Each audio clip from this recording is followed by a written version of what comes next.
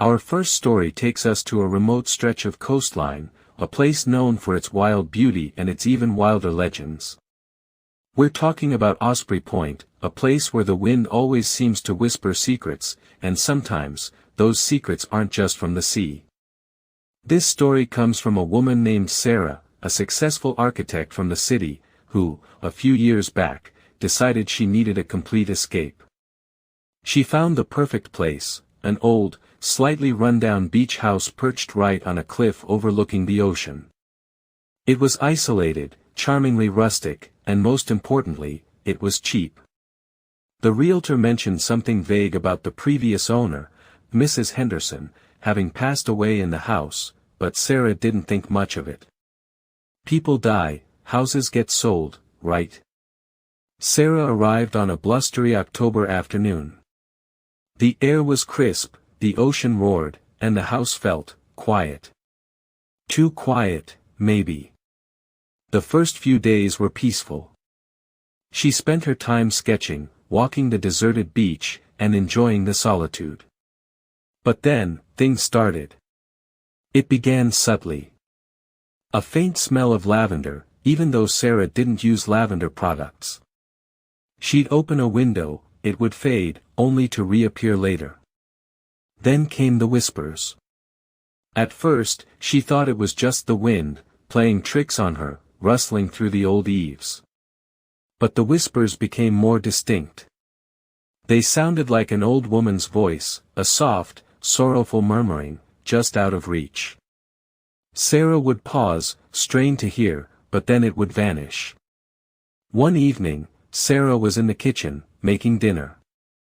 The old house had a large, ornate mirror hanging in the dining room, visible from the kitchen doorway. As she chopped vegetables, she happened to glance up. And there, reflected in the mirror, standing behind her, was a figure. A slight, elderly woman. Sarah swore she felt her eyes on her. Sarah froze. Her heart hammered. She slowly turned around, dropping her knife. There was nothing. Just the empty dining room, the old furniture, the creaking floorboards. She laughed nervously, telling herself it was just her imagination, the isolation getting to her. But the incidents escalated. Objects would move. A book she'd left on the coffee table would be on the floor. A teacup she'd just washed would be back in the sink, as if someone had used it. And the whispers, they became clearer. Not distinct words, but the tone was unmistakable, a deep sadness, a longing. One night, a storm rolled in. The wind howled like a banshee, and the rain lashed against the windows. Sarah was trying to read, but the house felt alive with unsettling energy. Suddenly, she heard a distinct, gentle sobbing coming from the master bedroom. The previous owner, Mrs. Henderson, had passed away in that very room. Sarah, despite her fear, felt a strange sense of compassion. She slowly walked to the bedroom door, her hand trembling as she reached for the knob. The sobbing continued, soft and mournful. She pushed the door open. The room was dark, save for the faint light from the hallway. And there, sitting on the edge of the bed, a hunched figure. The same old woman from the mirror. This time, Sarah could see her a little clearer. Her hands were clasped in her lap, and her shoulders shook with silent grief. Sarah didn't scream. She didn't run. She just stood there, watching. And then, the old woman slowly, almost imperceptibly, turned her head. Her eyes, still blurry, seemed to look right through Sarah, filled with an ancient sorrow. A whisper, clearer than before, seemed to float through the air, directly to Sarah's mind. Sarah left the house the next morning, cutting her trip short. She told the realtor the plumbing was bad, that the house was too isolated. But she never forgot the whispering widow of Osprey Point, forever waiting, forever sorrowful, for her lost love to return from the unforgiving ocean.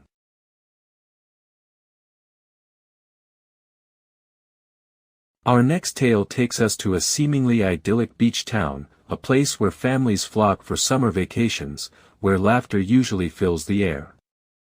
But sometimes, even the most cheerful places can hide a dark undercurrent. This story comes from a family, the Millers, who rented a charming, brightly painted beach house for their annual summer getaway. The Millers, John and Lisa, and their two young kids, 8-year-old Emily and 6-year-old Ben, were thrilled. The house was right on the beach, with a wide porch and direct access to a stretch of sand dotted with fascinating tide pools. The kids were ecstatic, spending their days exploring the little underwater worlds, collecting shells, and building sandcastles. The strangeness started subtly. Emily, the more imaginative and sensitive of the two children, began talking about her new friends. Not imaginary friends, she insisted, but the children who play in the tide pools. She described them as pale, quiet, and always wet. John and Lisa thought it was sweet, a normal part of a child's vivid imagination on vacation. But then, Ben, the more grounded of the two, also started mentioning them. The wet kids, he called them. He said they never spoke, just watched. And sometimes, they would follow them. John and Lisa started to feel a prickle of unease. They tried to ask the kids more, but the descriptions were vague. Just, the kids in the tide pools. One evening, after a long day at the beach, Lisa was putting Emily to bed. Emily was unusually quiet. "Mommy," she whispered, her eyes wide, "the wet children followed us home tonight." Lisa tried to reassure her, telling her it was just a dream, but Emily shook her head. "They're on the porch. They're waiting for us to come back out." That night, John and Lisa heard strange noises from the porch. Soft, rhythmic tapping, like little The next morning, they found a trail of tiny, bare, wet footprints leading from the tide pools, right up to their porch door. Too small for adult feet, and too numerous for their own children. And strangest of all, the footprints were gone an hour later, even though it hadn't rained. The parents grew genuinely concerned. They started keeping a closer eye on their children, especially when they were near the tide pools. One afternoon, they were all playing on the sand. John was building a sandcastle with Ben, and Lisa was collecting shells with Emily. Suddenly, Emily let out a shriek. She was pointing frantically towards a cluster of rocks by the water's edge. "They're there. They're all there," she cried, her voice trembling. John and Lisa looked, but saw nothing but the waves and the rocks. "Who, sweetie?" Lisa asked, her heart pounding. "The wet children." Emily sobbed. "And they're waiting for us to join them." Just then, a strange current seemed to pull at Emily's feet, gently but firmly, dragging her towards the water.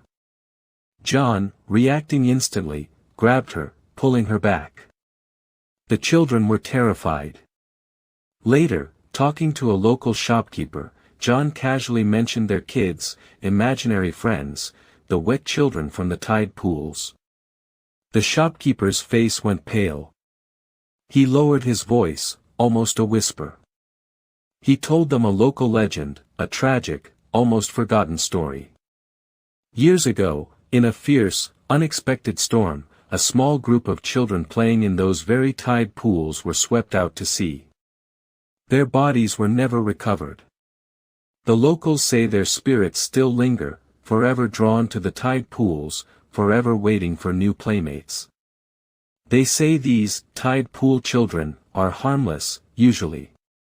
But sometimes, they get lonely. Sometimes, they try to entice others to join their endless, silent game in the depths. The Millers packed up that very day. They didn't tell the kids the full story, but they made sure they understood that the wet children weren't real friends. They never returned to that beach house, or that town. And even now, years later, the sound of the ocean, especially at dusk, can sometimes bring back the chilling memory of tiny, wet footprints, and the silent, waiting eyes of the tide pool children. For our final story, we journey to a truly iconic, yet often solitary, coastal structure, the lighthouse. A beacon of hope for sailors, a guide through the darkness, but what if the darkness it fights isn't just the natural night?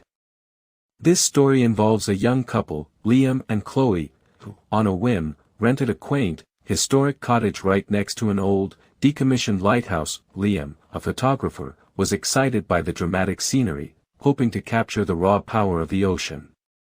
Chloe, a writer, was looking for a quiet, inspiring place to work on her novel.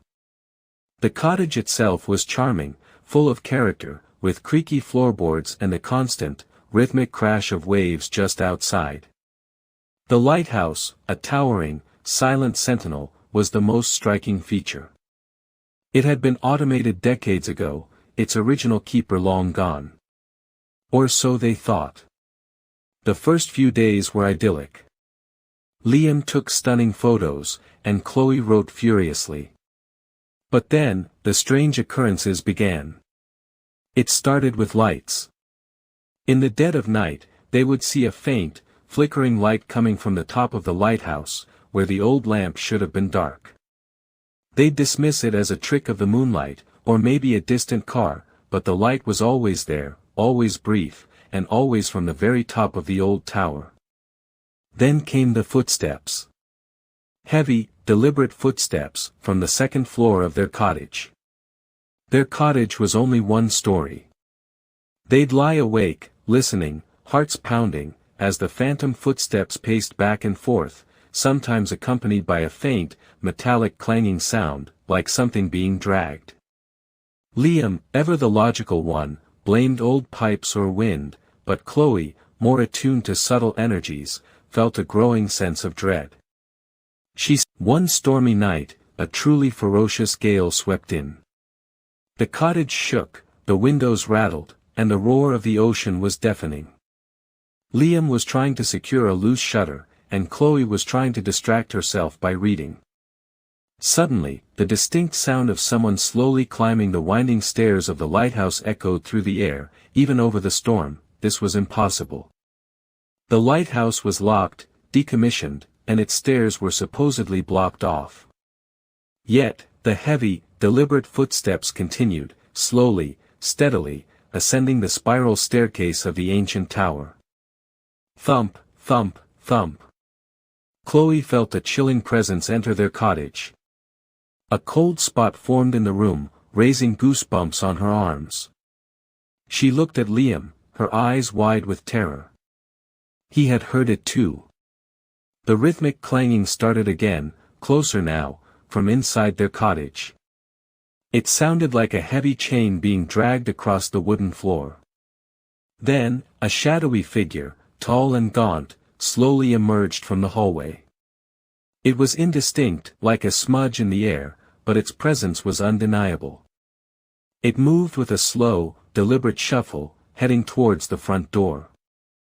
And as it passed them, a wave of profound sorrow washed over Chloe, so intense it almost brought her to her knees. She also smelled it then, a faint, yet unmistakable scent of salt, old metal, and something else, something like despair.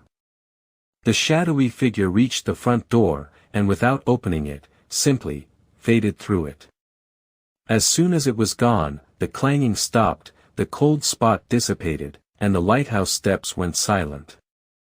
The next morning, shaken but curious, Liam and Chloe asked around the small coastal town about the old lighthouse. An elderly fisherman, after a long pause, looked at them with knowing eyes. When the lighthouse was automated and Silas was forced to retire, he was heartbroken. He couldn't bear to leave his post, his life's work. One stormy night, exactly like the one Liam and Chloe had just experienced, Silas vanished. His small rowboat was found smashed on the rocks, but his body was never recovered. The locals believed he tried to make one last desperate journey to his lighthouse, to tend his light, even though it was no longer his. The fisherman sighed. "They say his spirit still tries to do his rounds," he said, his voice low. Still patrols the cottage, still tries to climb the steps to light the lamp, especially on a bad storm night. He just can't let go of his duty. Liam and Chloe didn't stay much longer. They couldn't shake the feeling of that profound sorrow, the weight of a spirit forever tied to its lonely post. The lighthouse keeper's shadow, eternally bound to his duty, forever searching for a light that no longer needs him. And there you have it. 3 chilling tales of beach houses and the secrets they hold. Whether it's the sorrowful spirit of a grieving widow, the playful yet unsettling allure of the tide pool children, or the eternally devoted shadow of a lighthouse keeper, these stories remind us that sometimes, the most beautiful, serene places can hold the deepest, darkest mysteries. So, the next time you plan a beach getaway, remember these stories. Listen closely to the whispers on the wind, keep an eye on the shadows, and maybe, just maybe, double-check who, or what, might be sharing your perfect beach house escape.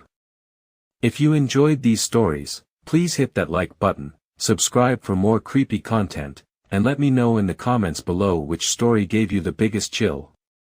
Until next time, stay safe out there, and try not to let the ocean pull you in too deep, in more ways than one.